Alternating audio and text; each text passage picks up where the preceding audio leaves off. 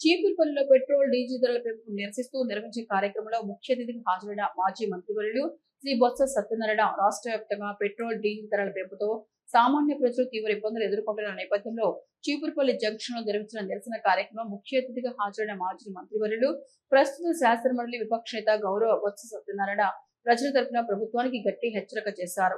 YSR Congress party నాయకులు కార్యకర్తలతో కలిసి నిర్వహించిన ఈ నిరసన కార్యక్రమంలో పెరుగుతున్న ఇంధన ధరలు రైతులు కార్మికులు మధ్యతరగతి కుటుంబాలపై తీవ్ర భారం మోపుతున్నాయని ఆవేదన వ్యక్తం చేశారు. ఈ సందర్భంగా మీడియాతో మాట్లాడిన బొత్స సత్యనారాయణ ప్రజలపై అదనపు భారాలు మోపడం మానుకుని ఇంధన ధరలను వెంటనే తగ్గించాలని ప్రభుత్వాన్ని డిమాండ్ చేశారు.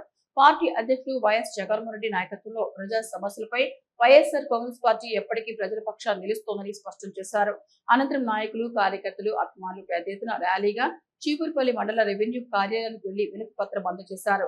ఈ కార్యక్రమం మాజీ జీసీసీ చైర్మన్ శోభా స్వాతి రాణి, చీపురుపల్లి నియోజకవర్గం 4 మండలాల ఎంపీపీలు, జెడ్పీటీసీలు, మండల పార్టీ అధ్యక్షులు, వైఎస్ ఎంపీపీలు, ఎంపీటీసీ, మాజీ సర్పంచులు, వివిధ అనుబంధ విభాగాల నాయకులు, సోషల్ మీడియా సభ్యులు, కార్యకర్తలు, అభిమానులు పెద్ద ఎత్తున హాజరయ్యారు.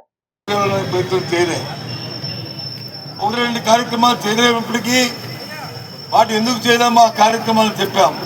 కానీ ఒకటి పక్కన పెట్టి చేయనివన్నీ చేసినట్టుగా అబద్ధ కల్పనలు కల్పించి మాయ చేసి మోసం చేస్తున్న ఈ ప్రభుత్వం ఇవాళ ప్రజలు ఆలోచించాలని చెప్తున్నారు.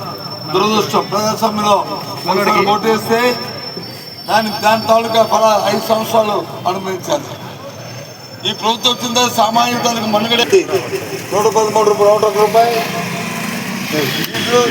ద్వారా కూరగాయలే కాదు, ఒక నిత్యావసరమే కాదు, రాష్ట్ర సంపదని పెద్దలతో కలిపి దోచుకుంటూ మోసగారి చేస్తూ ఈ ప్రభుత్వం తీరుని ఎండగట్టాలని సామాన్య ప్రజలను కోరుకుంటున్నారు.